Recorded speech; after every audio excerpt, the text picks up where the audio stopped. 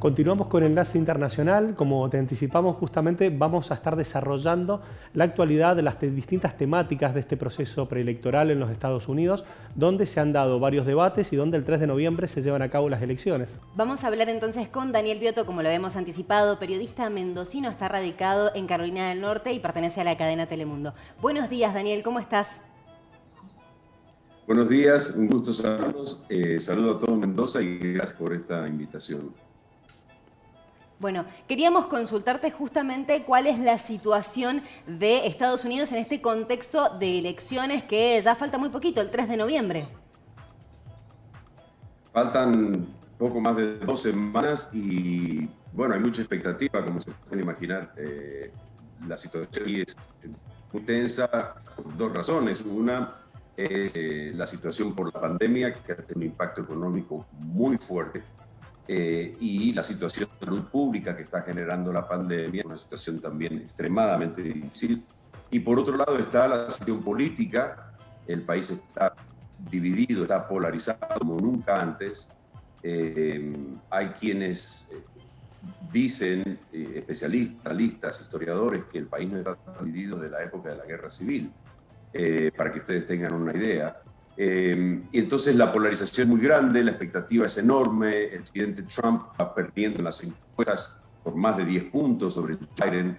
La mayoría de las encuestas de ganador a Joe Biden por 11, 12 y hasta 13 puntos. Así que hay desesperación en la Casa Blanca en este sentido. El presidente que sigue jugando con el tema del coronavirus, que esto fue un envío de Dios para él, en fin, una cosa rarísima. El mensaje de la Casa Blanca en el vestido y el presidente Trump en específico. Así que la situación es bastante complicada, pero creo que anticipándome tal vez a cualquier otra pregunta de ustedes, lo más difícil aquí, y a ustedes como periodistas también se lo digo, no es lo que va a ocurrir el 3 de noviembre, sino lo que puede llegar a ocurrir aquí el 4 de noviembre. Bien.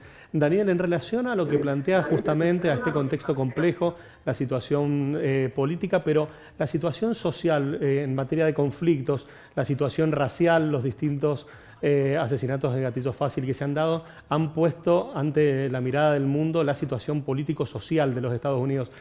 ¿Qué rol juega esto en esta previa electoral? Muchísimo.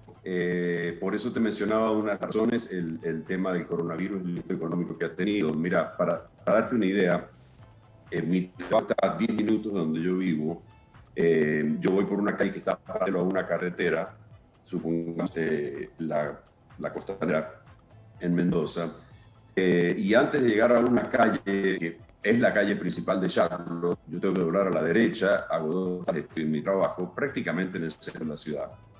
Y ayer fui por primera vez después de 7 meses, que no pasaba por ahí, porque estaba trabajando desde casa, y lo que me encontré fue con una ciudad de paz. Hay baldíos enteros donde yo conté, no sé, tengo que haber contado más de 80 carpas mientras iba pasando despacio, saqué fotos. El nivel de deterioro social es enorme en este país, y eso está generando una reacción de parte de la gente. La gente se da cuenta que más allá de la pandemia y el costo económico que implica una pandemia, el mal manejo de esto ha llevado también a una situación económica espantosa. Como te digo, son cuadras y cuadras de carpas de gente durmiendo debajo de puentes, en las veredas, debajo de los árboles, los baldíos completamente llenos de carpas, familias enteras pude ver ahí. Y esa es la realidad que está enfrentando el votante que llega al 3 de noviembre, ¿no? Una situación muy frágil en materia de salud pública y muy, muy difícil en materia económica. Bien, Daniel, bien decías vos lo polarizado que está el país actualmente. ¿Vos creés que en el contexto de estas elecciones hay más gente entusiasmada en ir a votar el 13 de noviembre? ¿Vamos a ver más gente yendo a votar? Nunca vino aquí. Yo soy un inmigrante, soy extranjero, soy argentino, estoy radicado acá por más de 30 años y he visto todos los procesos electorales y he cubierto casi todos como periodistas. El primero no, porque todavía no estaba ejerciendo mi profesión aquí, pero nunca vi algo así. el nivel de entusiasmo que tiene la gente de un lado y de otro para ir a votar, nunca lo vi. Este es un país donde, perdón, el voto no es obligatorio, es voluntario, es derecho, no es una obligación. Lo ejerce el que quiere. Entonces, lo primero que uno hace aquí es registrarse para votar y después las campañas políticas, primero, déjenme rebobinar esto, las campañas primero te tratan de convencer de que te vayas y te registres a votar. Luego, los políticos que están en campaña tratan de convencer de que vayas a votar, porque aunque estés registrado, no es obligatorio que vayas a votar, perfectamente puedes no ir. Bueno, eso siempre. Lo que no había visto nunca es el nivel de participación de la gente.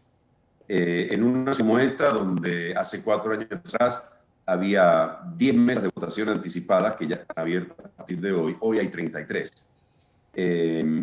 Donde antes votaban 50.000 personas por correo, en esta ciudad y en el condado en el que vivo ya es 100.000 y en el estado más de 1 millón de personas votando por correo.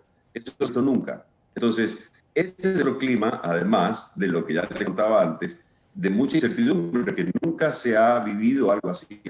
La polarización ha llevado a que la gente masivamente esté en las urnas a favor o en contra de Trump, pero además luchándole a la pandemia y evitar hacer largas filas el próximo 3 de noviembre. Entonces la gente está votando por correo, está votando de manera anticipada.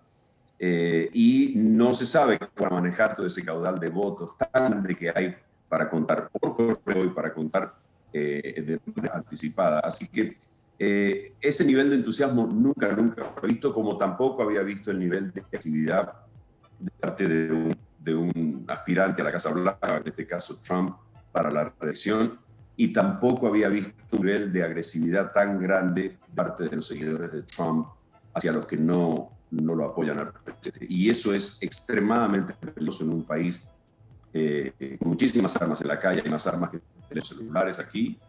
Hay una tensión racial que cada vez es más grande y es muy, muy peligrosa. Así que es una situación bien, bien difícil, pero atípica. Yo nunca había visto algo así aquí. Daniel, en relación a lo que es estrictamente político en cuanto al desarrollo de las elecciones, o sea, la tendencia que hay por los estados. Tenemos los estados pendulares, tenemos los estados que están ya definidos con una tendencia hacia los demócratas y hacia los republicanos. ¿Podemos afirmar que las elecciones se definen entre estos 6 o 7 estados pendulares que se les llama? Seguro, seguro. Justamente les estoy hablando de uno de esos estados, Carolina del Norte. Aquí se le llama battleground states, o estados donde libra esta batalla entre demócratas y republicanos. En el contexto en el que estamos en este estado, el gobernador es demócrata, la legislatura tiene mayoría republicana. Entonces, depende mucho. Ayer justamente hablaba con el fiscal general de California, Xavier Becerra, un muy conocido demócrata, que además fue legislador hace unos años. Y él me dijo, Carolina del Norte es un estado que puede decidir la elección. Yo le preguntaba y le digo, sí, pero California es muy importante, aunque hay que esperar 3 horas después para que pase California. Y me dijo, no, olvídese de California. Me dijo, Carolina puede definir esta elección. Y apuntando a pregunta, sí, esos 5 estados son absolutamente claves. ¿Por qué? Porque ahí no hay, esta democracia es muy particular, no es elección por voto directo. Aquí lo que se elige es un colegio electoral y es el colegio electoral que es el presidente. Y no siempre el colegio electoral va a elegir al presidente del Estado. El ejemplo es Trump. Hillary Clinton ganó por 3,5 millones de votos por sobre Trump. Pero Trump ganó esos estados que aportan más electores al colegio electoral. Y entonces lo apoyaron a él y así él terminó ganando. Hillary Clinton se enfocó en conseguir voto popular porque pensó que automáticamente le iba a dar mayoría en el colegio electoral. Trump apuntó a los estados que le iban a dar mayoría en el colegio electoral y terminó ganando. Ella ganó el voto popular, él ganó el voto en el colegio electoral y hoy es presidente. Eso mismo es lo que va a pasar en esta próxima elección. Y esos 6 estados a los que hace referencia son precisamente esos, entre ellos Carolina del Norte. los electores que le aporte Carolina del Norte al colegio electoral pueden dar vuelta en la elección para uno o para el otro, sin lugar a dudas. Perfecto, Daniel. Te hago la última pregunta ya para ir cerrando. ¿Qué podemos esperar de acá al 3 de noviembre? ¿Qué puede llegar a pasar, en tu opinión, en contexto de las elecciones? Es pararse la cabeza, realmente. Nadie sabe lo que va a pasar aquí el 3 de noviembre. Nunca había visto esto. Todo el mundo está tratando de votar para escapar las filas del coronavirus. La tensión racial es extremada, muy peligrosa, tal vez como en la época del reclamo de los derechos civiles por los años 60. El Ku Klux Klan, los supremacistas blancos, grupos racistas, conservadores radicales, republicanos conservadores radicales, están todos armados y listos para salir a defender al presidente Trump el 4 de noviembre si él pierde. No vemos lo que va a pasar, tal vez no tengamos presidente esa noche, porque no se sepa, porque hay una cantidad de votos por correo sin precedente. ¿Y quién va a contar esos votos? ¿Cuándo se va a contar? La gente va a poder mandar eso por correo hasta el viernes anterior a las elecciones. Ese voto va a llegar antes, va a llegar a tiempo para que se cuente el día 3 por la noche. Nadie sabe. Hay mucho peligro de manipulación de votos, de corrupción. De hecho, en California los republicanos están distribuyendo buzones donde la gente puede ir a depositar el voto y eso está prohibido.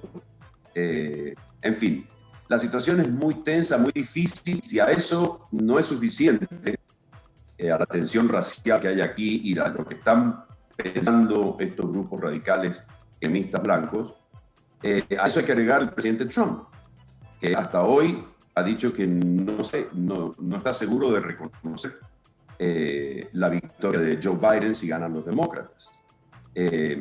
Así que a eso hay que agregarle que es un presidente que venga a su base, que los llama siempre, como dijo en el último debate, retírense un poco para atrás y esperen. Ese fue el mensaje de Trump a los grupos supremacistas blancos, cuando el moderador del debate le pedía que condenara el accionar de los grupos supremacistas blancos. Él dijo, retírense y esperen.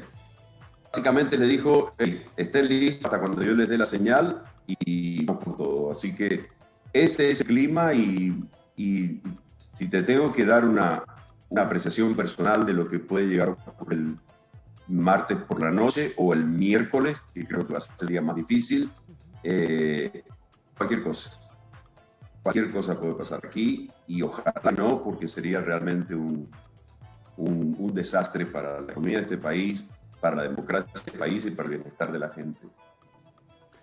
Daniel, compleja situación la que nos planteás, vamos a estar atentos justamente para analizarlos, para acompañar este proceso democrático que tiene la vista de todo el mundo puesta sobre él.